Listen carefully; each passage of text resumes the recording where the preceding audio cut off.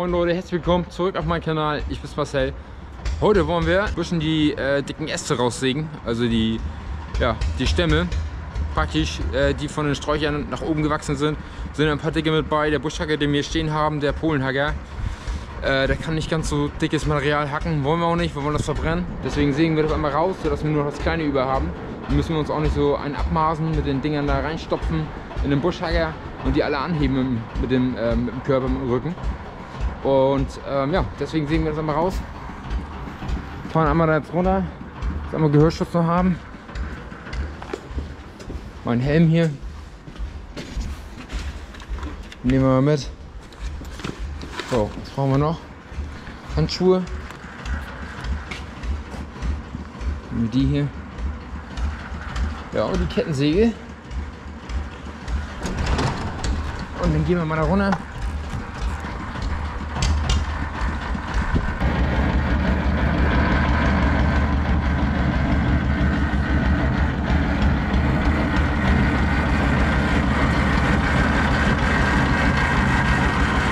Ja, ich säge das raus. Anke kann die Äste in den Dumper reinpacken hier. Die dickeren, die rausgesägt worden sind. Ja. Und dann kann das gleich, eigentlich können wir das gleich auf Meterstrecke sägen, bevor wir es jetzt zweimal in der Hand nehmen. Ja, das können wir mal gut machen. Dann brauche ich noch ein Metermaß, also Zollstock oder sowas. Ja, dann muss ich noch mal holen. Und dann kommt das in den Dumper rein. Und dann können wir das hier eben vorne abkippen und dann gleich später einmal die dickeren zumindest spalten und dann geht es ab ins Bündel und kann getrocknet werden. Kurze Wege würde ich sagen. Bisschen Nachschub für die Heizung. Die läuft jetzt auch gerade. Sieht man das? Da oben. Oh, heute ist ziemlich neblig. Und hohe Luftfeuchtigkeit, irgendwie quasi ordentlich. Die läuft schon eine halbe Stunde oder so. Eigentlich müsste sie sich vom Restsauerstoffgehalt schon reguliert haben, die ETA-Heizung. Der ist ja mal ein bisschen höher, kann man das auch mehr, dann sieht man das richtig. Und irgendwann hat die ihre Temperatur optimale Verbrennung und dann hört die, dass sie aufzuquallen. Also ich schwankt die gerade. Ich habe die auch gerade sauber gemacht, aber das hat normalerweise nichts damit zu tun.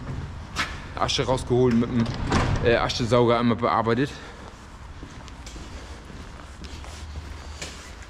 So, und ich weiß nicht, ich will gar nicht so viel filmen. Wir wollen aber dann natürlich auch noch, ich weiß nicht, ob das in dem Block oder im nächsten dann halt, wollen wir Busch hacken mit dem 733, der hinter uns zu sehen ist hier.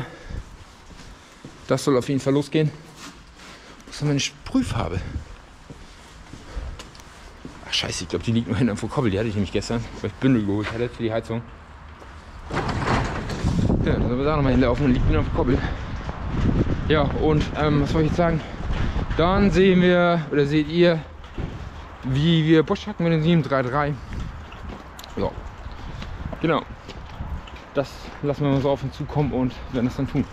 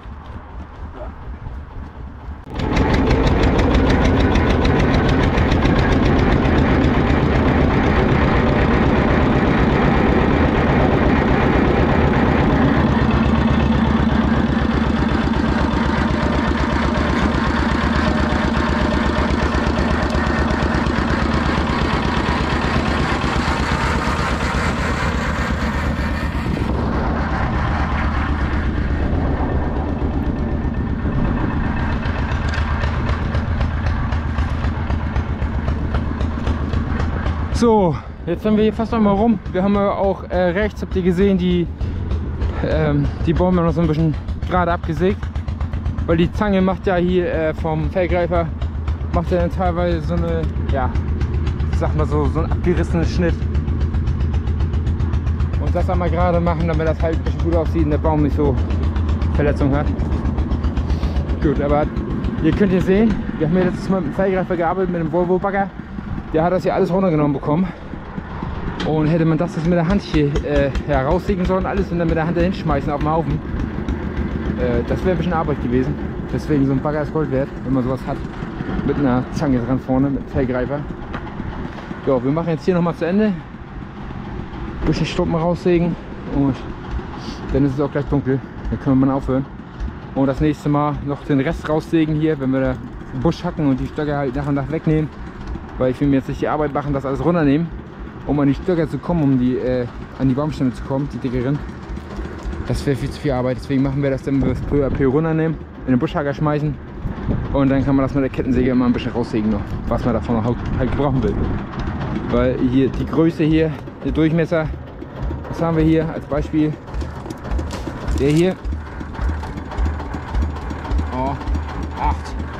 Eigentlich soll er bis 10 cm, glaube ich, Material nehmen können, aber das ist natürlich ziemlich hartes Holz hier, weil das, was ist das denn hier? Das ist Mirabelle. So. Mirabelle ist das. Da hat er dran zu knabbern. Also ich will das Ding nicht auseinander knallen lassen.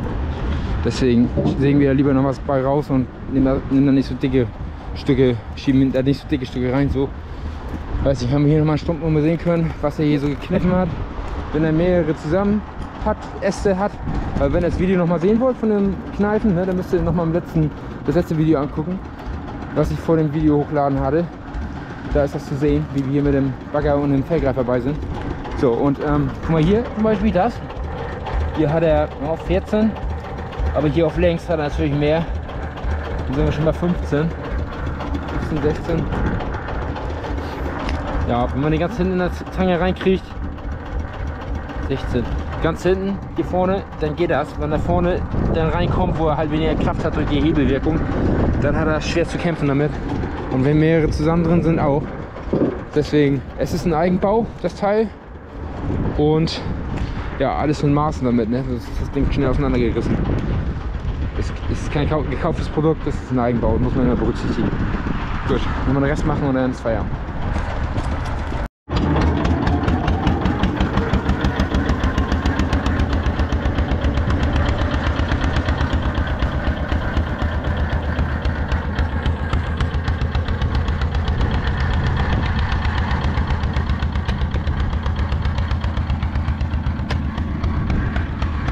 So Leute, bei uns ist vor heute Feierabend. Auch keine Lust mehr, das ist echt scheiße Wetter, dieser Sprühregen hier. Und ja, dann machen wir nächstes Mal weiter, wie ich das vorhin gesagt hatte. In dem Block sicherlich. Sicherlich, ich weiß noch nicht genau, lasst euch überraschen.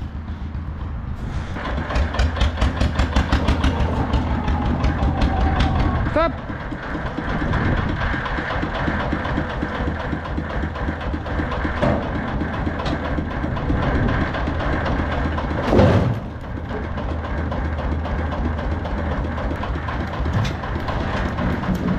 Stopp!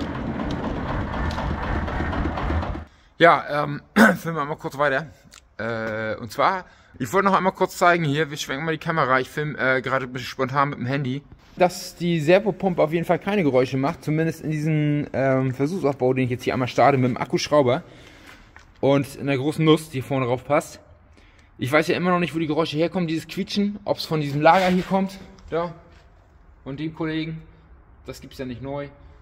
Dann muss ich das alte wieder verwenden, weil es halt auch nur gebrauchte Lager gibt und selber bauen kann ich mir auch was nicht, weil dieser Fuß, da wo das Lager reinkommt, dieser Fuß, wo der Viskolüfter fest ist, Aluminiumfuß, der hat halt so einen komischen Außendurchmesser, also das Lager hier hat einen komischen Außendurchmesser, 40 mm und Standardlager hat nicht 40 mm, sondern 42 oder kleiner. So, deswegen ja, passt das nicht. Also ein Lager, ich kann die Lager auch aufschneiden da und dann halt diese Welle mit dem Zapfen, der da vorne dran ist, nehmen als Welle. Da wird ein Lager raufgehen, aber das passt nicht, das Verhältnis 20 zu 42, also von der Größe her vom Lager, 42 wäre schon zu groß. Und mit einer Buchse zwischen würde das auch nicht gehen, deswegen die Lager gibt es nicht. Und deswegen muss ich das alte wieder verwenden. Mit ein bisschen neuem Fett rein. Ich glaube, das ist auch nicht das Lager. Die Servopumpe, gucken wir uns einmal an hier. Ne?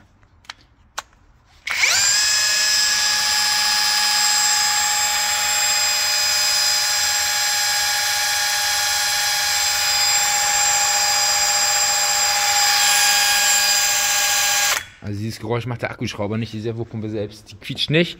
Ihr habt das Geräusch am Anfang, wo wir mit dem Audi gestartet haben, gehört. So, jetzt machen wir die Lichtmaschine nochmal.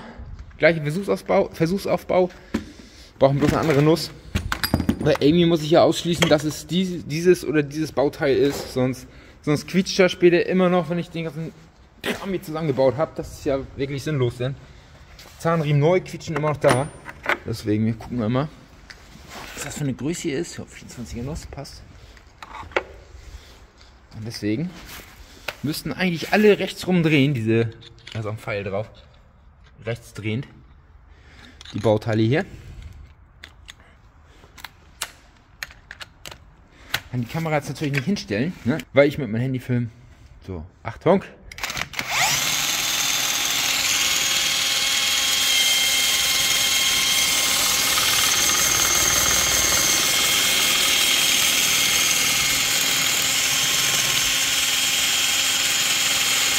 Ein kleines Geräusch ist da, so ein schrabendes Geräusch. Vielleicht ist die Lima das Problem. Da kommt man auch später schwer ran. Machen wir nochmal und diesen komischen Aludeckel da unten. Vielleicht hat der auch geklappert.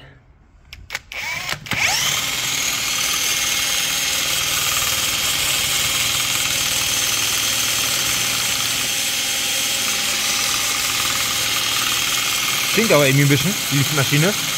Könnt ihr jetzt natürlich nicht riechen, das ist klar, aber ich rieche das. Riecht so ein bisschen nach altem Öl oder verbrannt oder so.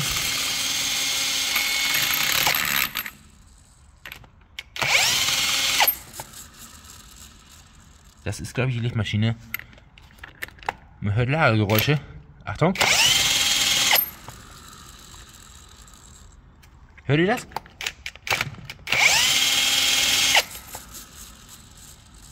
Ja, das wird die Lichtmaschine sein, glaube ich.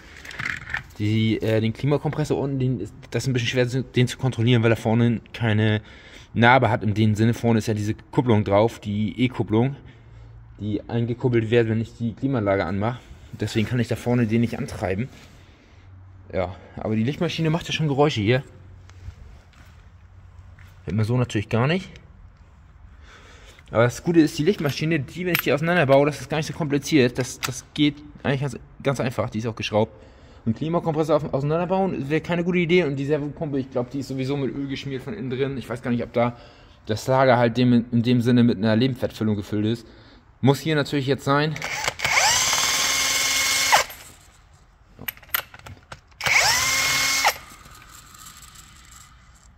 Ja, die wird das sein. Gut, dann weiß ich das. Da muss ich mich jetzt nochmal beimachen einmal. Und die dann halt einmal aufschrauben. Wo ist die geschraubt? Hier, so wie es aussieht. Und das vorderste Lager macht jetzt gerade Geräusche. Dann werden natürlich beide getauscht. Ja, die Frage ist, wer geht heutzutage noch bei und schraubt eine Lichtmaschine aus und tauscht die Lager? Ja, Marcel wahrscheinlich. Das ist von Bosch hier. Die hat auch immer geladen.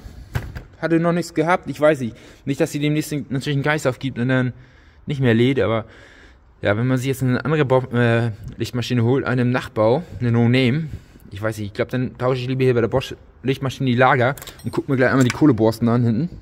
Oder Bürsten, nicht Borsten. Kohlebürsten, den Deckel da runter und da unten drunter müsste irgendwas Spannungsregler sein mit den Kohlebürsten. Und sonst werden die auch gleich noch einmal mitgetauscht. Die Teile sind eh noch nicht da. Deswegen.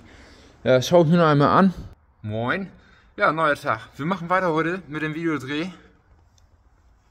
Hinten ist der Audi. Und es geht jetzt einmal weiter am Audi. Keine Ahnung, ob ihr das letzte Mal das sehen wolltet.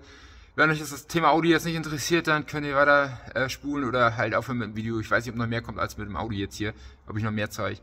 Wir wollen jetzt auf jeden Fall einmal weitermachen, die Lichtmaschine auseinanderbauen. Weil da drin scheint ja ein Lager kaputt zu sein. Ich habe auch gerade, muss ich sagen, noch nicht geguckt, was eine neue Lichtmaschine kostet. Ich will die alte eigentlich einbauen wieder, weil die von Bosch ist. Wir wollen uns einmal den Spannungsregler angucken, sonst kommt da auch gleich noch mit neu. Und ja, es gibt nichts Besseres als eigentlich Originalteile. Ja, wir schauen mal rein hier. Ich bin gerade noch wieder mit dem Handy am Filmen, weil die Kamera drin ist. Die habe ich mir jetzt nicht rausgeholt. Wir wollen auch nur einmal ganz kurz gucken hier, um das Video nicht zu lang werden zu lassen. So, das sind diese Muttern hier. Ich muss natürlich alles einmal merken, wo ich das hingelegt habe. So, und da schrauben wir jetzt einmal praktisch diese 3 Schrauben da ab, damit der Gehäusedeckel runterkommt. Ich glaube, das Gehäuse, also der Deckel ist damit fest. Das sieht zumindest so aus.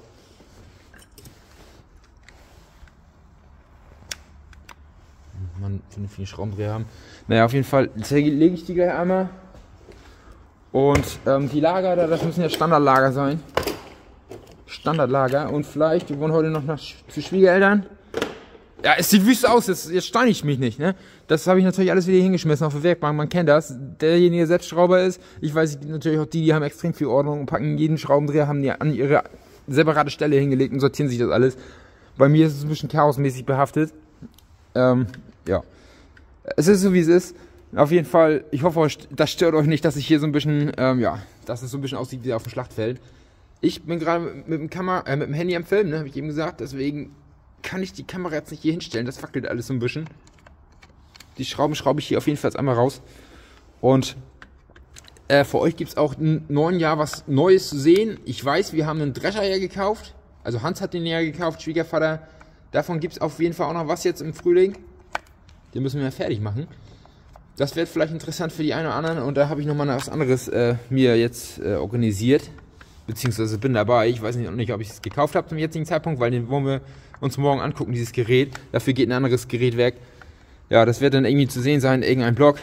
Wenn ich es gekauft habe, ansonsten erzähle ich, was ich kaufen wollte. Und was meine Planung war, wenn das dann nicht geklappt hat. Ich werde euch auf jeden Fall berichten. Und dann könnt ihr wieder sehen, was hier der Neues steht. Was anderes muss aber weg, keine Frage.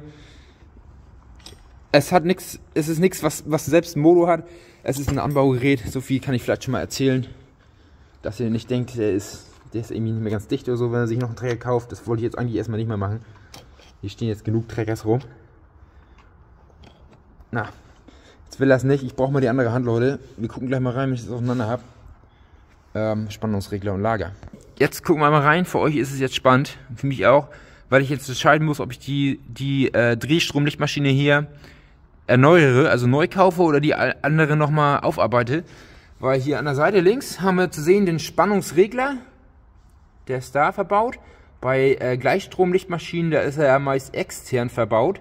Auf jeden Fall haben die alle die gleiche Eigenschaft. Die sollen die Spannung halt konstant halten, sodass die Spannung halt nicht zu gering ist, mit der die Batterie geladen wird, aber auch nicht zu hoch. In erster Linie natürlich zu hoch.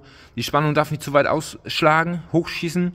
Die darf nicht höher sein als 14,4 Volt maximal, weil die Bauteile im Fahrzeug sonst kaputt gehen könnten bei 12 Volt Fahrzeugen, weil die zu viel Spannung kriegen, Überspannung, und dann könnte so eine Glühbirne, sage ich jetzt mal, durchschmoren oder ein Steuergerät vom Motor oder sonst was. So, und deswegen ist dieser Spannungsregler da drin. Der soll einmal das bewirken, dass die Spannung halt auf dem gleichen Niveau gehalten wird über die gesamten Drehzahlphasen des Motors, weil umso mehr Drehzahl, umso mehr Spannung wird normalerweise erzeugt. Und der trennt halt immer die Batterie von dem, von der Lichtmaschine, sodass das Magnetfeld wird hier bricht zusammen, sodass, so ist es glaube ich besser erklärt, das Magnetfeld bricht zusammen, sodass die Spannung immer wieder herabfällt und dann so halt die Spannung auf dem gleichen Niveau gehalten wird. Das passiert ganz, ganz schnell. Und hier in dem Augenblick, über Mikrobauteile bei der Gleichstromlichtmaschine, da ist es ja noch ein Relais, was da drin ist. Und das macht dieser Spannungsregler, und gleichzeitig hat er noch Dioden drin, weil ja eine Wechselspannung hat ja diese Amplituden, diese Kurven, plus, minus. Und da wir hier keinen Wechselstrom erzeugen wollen, sondern Gleichstrom, muss dieser Spannungsregler halt mit seinen Dioden aus diesem Wechselstrom, der hier erzeugt wird durch diese Drehbewegung, durch das Magnetfeld und die Spulen, die da drin sind und den Anker, was da erzeugt wird, muss er halt Gleichstrom erzeugen, weil die Batterie und das Fahrzeug selbst kann nur mit Gleichstrom arbeiten. Die Batterie selbst kann nur Gleichstrom speichern oder aufnehmen und abgeben. So, und deswegen, wir gucken hier einmal vorne rein. Könnt ihr das erkennen? Mit dem Handy kann man das eigentlich ganz gut sehen. Vielleicht können wir auch einmal Licht anmachen. Warte mal kurz. So. Mit dem Handy hat man ja immer schön Licht und so, das ist immer optimal. So, und da sehen wir jetzt den Kollektor, also den Läufer so gesehen. Da sind die Kohlebürsten links Die sind ja im Spannungsregler drin. Das Bauteil hier, ich will nicht lügen, das kostet 20 Euro vielleicht. Ja, das kann man natürlich tauschen. So, den Schleifring hier, den Kollektor, den kann man nicht tauschen. Den könnte man jetzt, sag ich mal, runterdrehen, wenn er noch nicht zu weit eingelaufen ist. Das sind 2 Kohlebürsten. Sieht man das? 2 Stück. Und die sind jetzt schon ein ganzes Stück eingelaufen. Irgendwie seitlich gucken. Also ist schon ziemlich erhaben. Man könnte jetzt sagen, ich baue diesen ganzen Scheiß hier auseinander und packe das Teil in die Drehbank rein. Das wäre eine Option. Und dann drehe ich ihn runter. Das habe ich schon beim T2 gemacht, beim VW-Bus. Bei der Gleichstromlichtmaschine. Das hält auch immer noch, die laufen nicht so viel so. Aber da die Lichtmaschine jetzt halt ziemlich bescheiden eingebaut ist, will ich jetzt eigentlich nicht die Gefahr laufen, dass ich das jetzt hier runterdrehe. Und ja, runterdrehe und dann nachher habe ich halt das Problem, dass der Kontakt hier irgendwie am Ende ist. Ich weiß nicht, wie dick das Material ist, was da drauf ist, weil wenn ich aufs runterdrehe, da bleibt ja irgendwann nichts mehr über, wie an der Bremsscheibe. Damals haben sie auch die Trommelbremsen nochmal nachgeschliffen und die Bremsscheiben und so, und das macht man ja heutzutage eigentlich nicht mehr. So, und da jetzt hier auch Lagerschaden ist, weil sie Geräusche macht, bin ich jetzt echt am Überlegen gerade, ob die Lichtmaschine nicht im Arsch ist und ich eine neue kaufe. Ich muss einmal gucken, neue kosten meist nicht so viel im Nachbau. Das ist ja schon eine bisschen neuere Bauart hier von Lichtmaschine. Ich meine, Fahrzeug aus den 90ern, 97.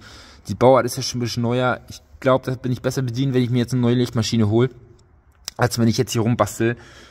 Die Lichtmaschine muss ja nicht unbedingt weg. Die kann man ja, sage ich jetzt mal, erstmal aufbewahren. Das ist die Kamera jetzt schmierig. Finger drauf gewesen und schmutzig gemacht. So, aufbewahren. Und als Beispiel der große Schlepper, der 1055 oder der 733 hier, der hat ja auch eigentlich praktisch genau die gleiche Lichtmaschine verbaut. Ich weiß nicht, ob das mit der Halterung passt und der Drehrichtung. Das müsste man natürlich einmal checken. Seht ihr das? Da ist die Lichtmaschine, die ist auch mal neu gekommen. Und jetzt muss das natürlich mit der Halterung passen. Gucken wir noch einmal. Ich weiß nicht, ob ich mir das jetzt merken kann in der Aufnahme. Nee, ich glaube, das ist falsch rum. Also dieser Fuß müsste auf der anderen Seite sein, wie ich mich jetzt recht erinnere. Da muss natürlich vorne mit der Welle auch noch passen. Ne? Die Riemenscheibe wird ja getauscht. Weil die Riemenscheibe ist in den meisten Fällen nicht dabei bei der Lichtmaschine. Auf der alten war ja halt eine drauf. Ne, guck mal, der Fuß. Hier oben ist diese Gabel, die da fest ist. Und der andere Fuß ist hier oben, meine ich. So, und beim anderen Schlepper wird es auch nicht passen. Dann ist es natürlich scheiße, ne? Der McCormick hat eine Gleichstromlichtmaschine mit externen Regler. Der Hanomag auch.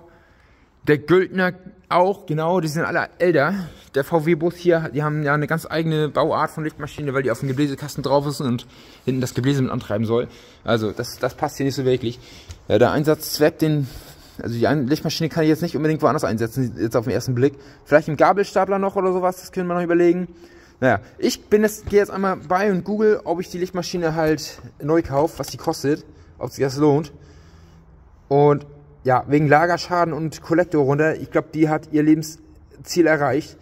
Vielleicht ist es noch die erste, kann ich mir jetzt nicht so richtig vorstellen, aber Original Bosch Bauteile hier, der Spannungsregler, Bosch, wäre möglich, ist nicht unmöglich, dass es noch die erste ist. Hier vorne ist ja auch ganz schwarz, könnte natürlich auch vom Riemen sein. Die stinkt auch ein bisschen, so nach alt, nach DDR-Geruch, sage ich jetzt mal, nach Benzin oder sowas. Naja. Jetzt bin ich einmal gucken, was sie jetzt kostet auf neu, und dann könnt ihr gleich mal hören, ob ich eine neue kaufe oder die alte wieder verwende. Ich bin aber gerade dazu zum Tendieren, eine neue zu kaufen, damit ich den Scheiß nicht aufschrauben muss, und da wir Sicherheit habe, weil die halt sehr weit unten im Motor drin sitzt. Die sitzt ja dann irgendwo, warte mal, irgendwo hier vorne.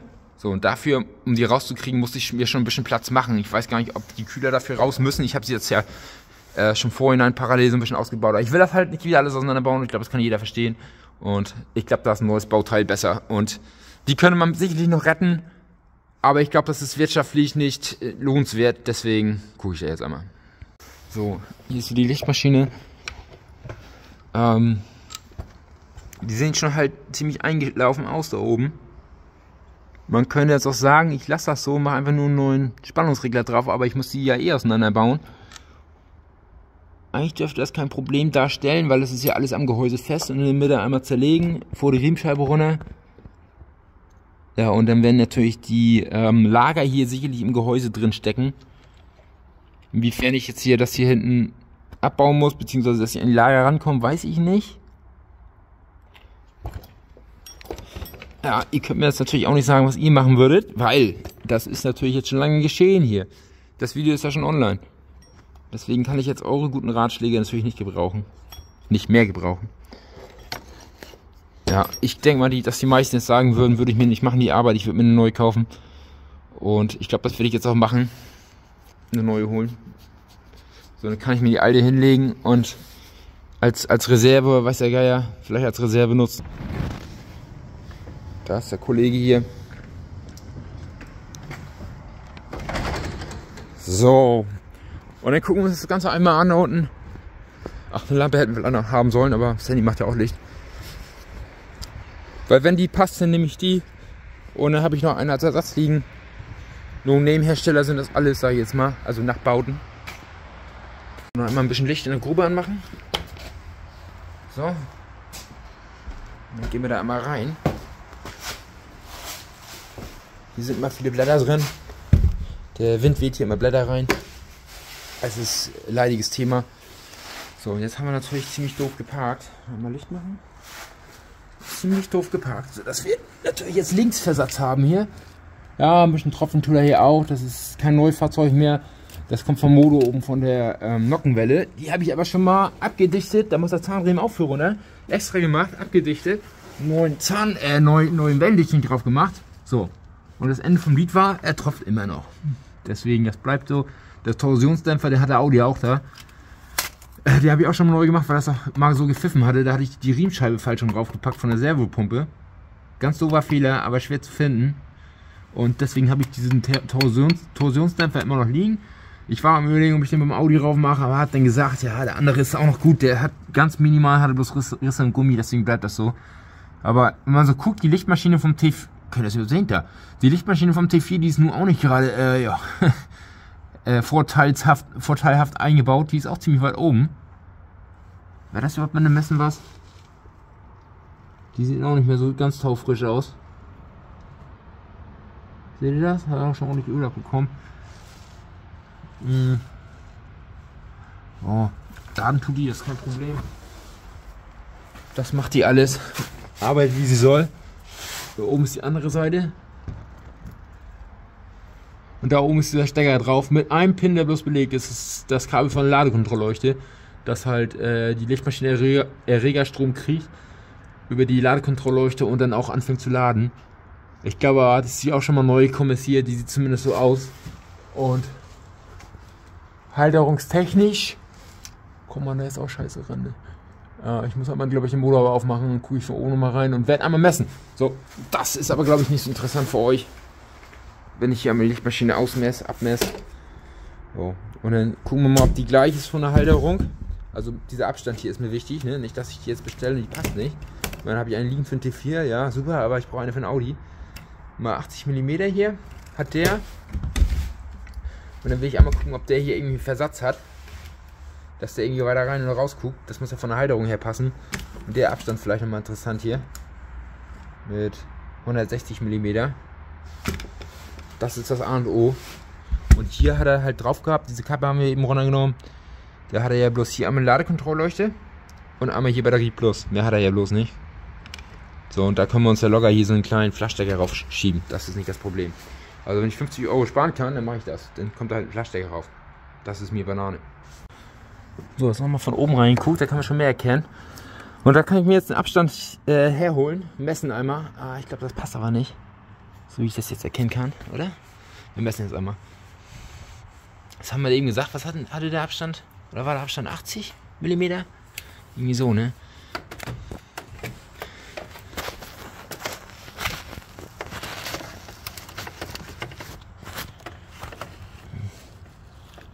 Könnt ihr das sehen? Ja. Einigermaßen. 60 mm. Das Kabel ist davor.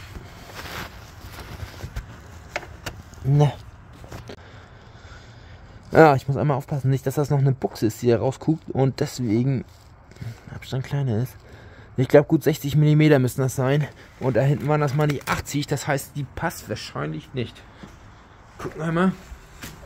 Wäre auch zu schön gewesen, um wahr zu sein. Der Abstand hier von dieser Gabel ist größer. 80. Da, 80. Und die andere hat bloß 60 mm. So sieht die aus da. Scheiße. Dann passt die leider nicht hier. Vom Gehäuse her ist anders. So, das wäre der Unterschied sein. Parallel zum Stecker.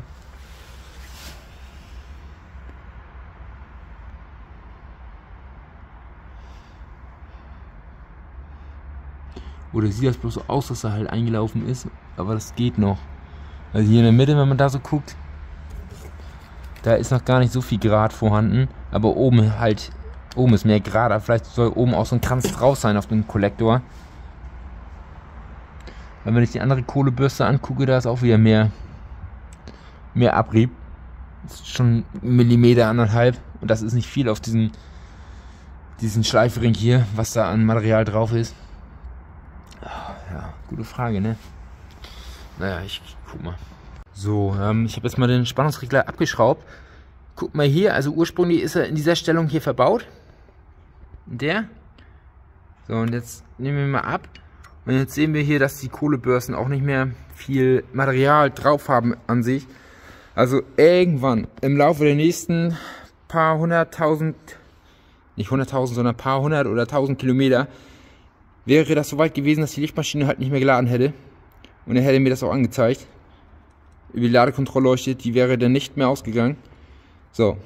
Und ja, ist ja mal ein Zeichen, ist Riemen gerissen oder halt Generator kaputt. So, und der ist auf jeden Fall runter, der Spannungsregler. Der muss neu. Das gibt kein Wenn und Aber. So, jetzt können wir hier den Kollektor uns noch mal ein bisschen genauer angucken. Und der hat schon richtig, richtig Materialabrieb. Ja, nach 250.000 Kilometern, wenn das wirklich so ist, ist es auch klar, dass da Verschleiß drauf ist. So, und ich werde jetzt aber einmal also ich bin ganz ehrlich, ich habe keine Lust, 150 Euro auszugeben für die Lichtmaschine hier. Das ist mir irgendwie zu viel Geld, das sind 300 Mark. Das sind 300 Mark, wenn man jetzt in D-Mark noch rechnet. Das ist viel Geld eigentlich, finde ich. Für so eine scheiß Lichtmaschine. Ich meine, das ist auch Arbeit, die zu bauen und alles, das ist klar, aber wenn man natürlich jetzt hier für 20 Euro die wieder repariert kriegt und die fährt dann wieder x Kilometer, weil da ist noch Material drauf auf dem Kollektor hinten oder auf dem Schleifring, eher gesagt. Deswegen, ich glaube, ich werde die jetzt einmal zerlegen. Mir kribbeln noch irgendwie die Finger, ich will es wissen. Und ich weiß nicht, für euch ist es vielleicht auch interessant, wenn wir uns auch mal die Lichtmaschine auseinanderbauen hier. Deswegen lasst das uns einmal machen. Ich will 150 Euro nicht ausgeben, das ist mir zu viel.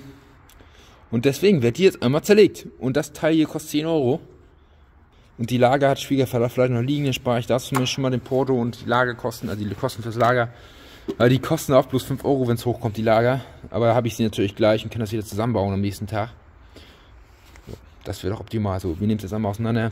Nicht jede Schraube für Schraube, ich schraube es auseinander und dann zeige ich euch, wie das aussieht. Erst muss die Riemenscheibe runter und dann sehen wir gleich weiter. So, einmal die Mutter gelöst oben. Ich weiß nicht, einige werden es vielleicht auch sagen, mag ja Marcel, kauf dir doch eine neue für 150 Euro, das lohnt sich doch nicht, die Arbeit zu investieren. Ja, aber keine Ahnung, ich hab Bock darauf, irgendwie die auseinanderzubauen. Das ist vielleicht für einige unvorstellbar, die keine Lust darauf haben, die jetzt sagen würden, Alter, lass mich bloß in Ruhe mit dem Scheiß, ich kaufe mir eine neue, ich habe genug andere Sachen vor. Ja, ich weiß nicht, ich habe heute sowieso nicht ganz so viel zu tun. Man hat ja immer irgendwas vor, aber irgendwie, ja, weiß ich nicht. Ich finde das auch interessant, die jetzt auseinanderzunehmen für euch im Video, wie die jetzt aussieht. Man hat sie vorgesehen, wie die zusammengebaut war. Und nur einmal auseinandernehmen ist interessant. So, jetzt will sie hier aber nicht weiter runter. Mit einer Hand ist es ein bisschen kompliziert immer.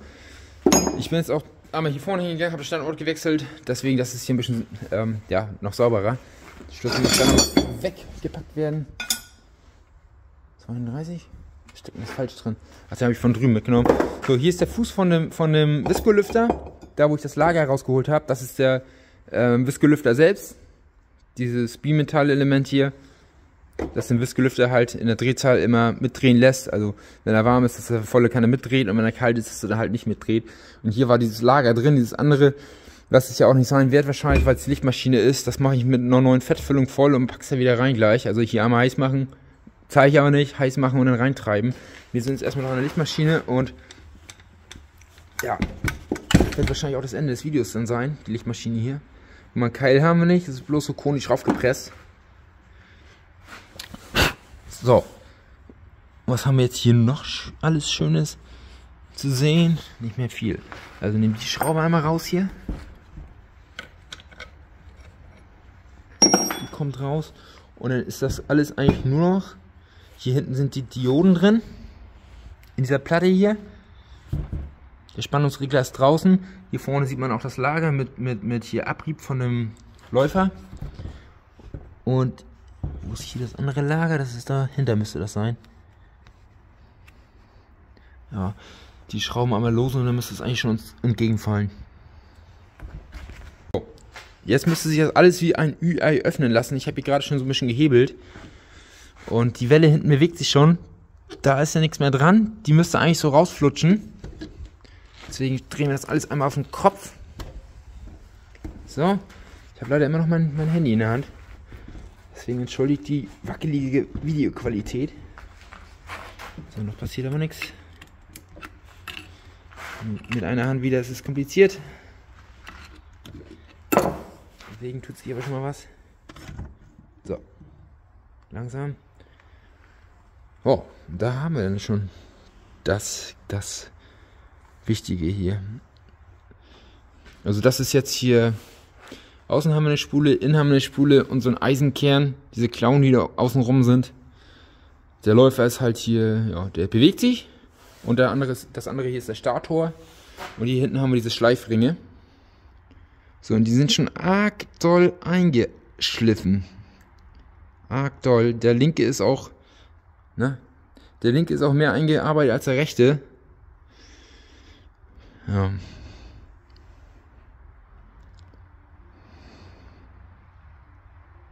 Das ist die Frage. Ob das überhaupt noch Sinn macht jetzt hier. Das zu bearbeiten. Ich glaube, den Schleifring da, das ist ja irgendwie aufgepresst. Ich glaube, den kriegt man noch nicht neu gemacht. Also neu aufgepresst. Die hat schon ein bisschen Laufleistung gewonnen, die Lichtmaschine. Hat aber noch nie Probleme gemacht. Gut. Ja, jetzt ist die Frage der Fragen, ne?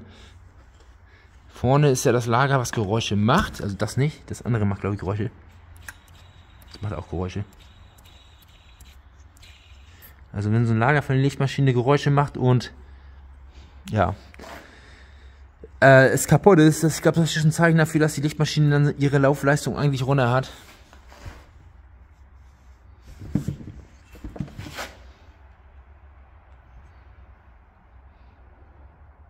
Ja, ich gucke jetzt einmal, nimm vorne nochmal das auseinander. Und die Lichtmaschine ist sowieso kaputt. Sonst wird die mit den paar Schrauben, die ich da rausgeschraubt habe, wieder zusammengeschraubt. Das ist nun nicht das Problem. Bis jetzt war es keine Arbeit. Und dann schaue ich gleich mal, ob ich das hier einmal runterdrehe. Und dann seht ihr gleich das fertige Produkt, wenn es fertig ist. Ansonsten machen wir gleich einen Abspann. Das ist im nächsten Video halt weitergeht.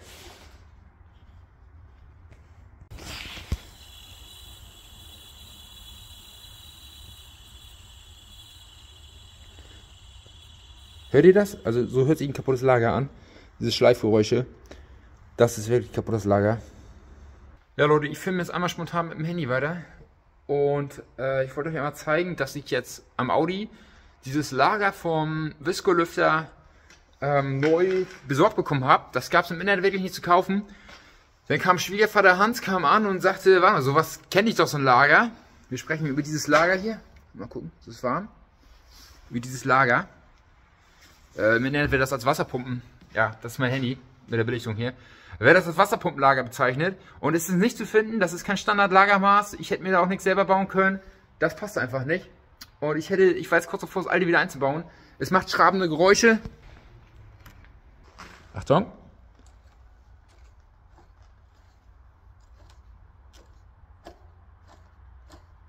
also das ist wirklich, das ist Schrott, das Lager. So, und jetzt hatte ich halt fast gedacht, ich muss es wieder einbauen, ich kriege keinen Ersatz. Den ganzen Fuß gibt es gebraucht zu kaufen, aber nicht neu, mit Lager, bringt mir nichts, gebrauchtes Lager baut man nicht ein, das ist, ja, deswegen. Und jetzt kommt dieser Zapfen hier, oder dieser Flansch, den habe ich da runtergetrieben.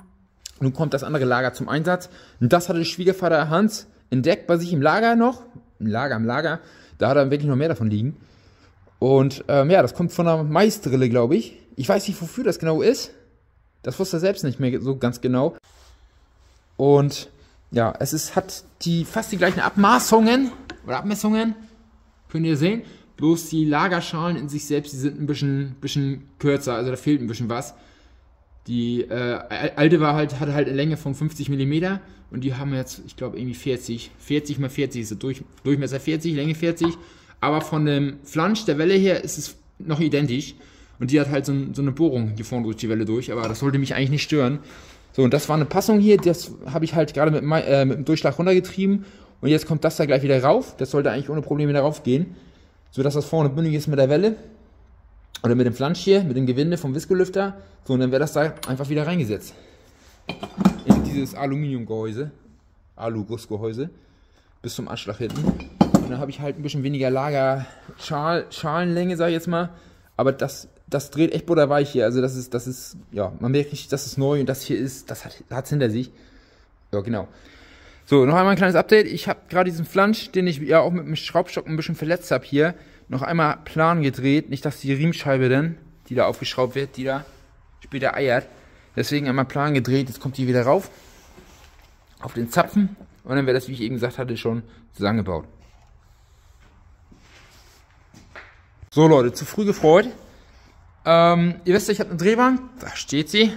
Die wurde gerade schon wieder in Beschlag genommen, weil die Welle hier hat einen größeren Durchmesser als die Welle von einem alten Lager. Ja, und deswegen musste ich hier den gerade nochmal mit einer Bohrstange von innen abdrehen. Ja, habe ich natürlich gemacht. Und jetzt wollen wir den einmal zusammen drücken im Schraubstock hier, also miteinander verheiraten auf Deutsch gesagt. Müsste eigentlich passen vom Durchmesser. Muss ja auch ein bisschen schwer gehen. Das soll ja schließlich miteinander verbunden sein. Auf Deutsch gesagt eine Passung. Ja, deswegen soll das jetzt zusammen. Ja, ich glaube, ich brauche da sogar 2 Hände für, weil ich ja immer noch mit der Kamera rangegangen bin. Ja, aber das drücke ich jetzt zusammen. Und ja, dann wäre das wieder eingebaut. Ihr guckt im nächsten Video weiter, dieses Thema vom Audi hier. Ich weiß nicht, ob es im nächsten Video sein wird. Ich habe nämlich noch mehr geplant für euch. Vielleicht auch im übernächsten. Lasst euch überraschen. Der Audi wird auf jeden Fall parallel fertig gemacht. So kennt man das ja. Ne? Hier eine Baustelle und da die andere. Und ihr könnt natürlich nicht alles auf einmal sehen. Ich versuche immer so ein bisschen zu switchen. Aber es geht ja nicht alles auf einmal. Mal ist man hier schneller fertig. Mal hat man ein anderes Projekt schneller abgeschlossen. Deswegen so ein Wechsel. Und ja, lasst euch überraschen. Ich sage danke fürs Zuschauen. Schaltet gerne nächstes Mal wieder rein. Es bleibt spannend. Ja, es kommt immer wieder ein Video online. Ich bleibe dabei. Ich höre nicht auf. Und ja, vielleicht auch samstags, dass da auch ein Video geladen wird. Ja, wenn ich gut im Video drehen bin, dann ist das der Fall. Wenn ich mal nicht so viel Lust habe, nicht so viel zu tun habe, dann halt nur mittwochs. Ja, also lasst euch überraschen. Gerne einen Daumen nach oben geben, Kanal abonnieren, beim nächsten Mal wieder einschalten. Tschüss.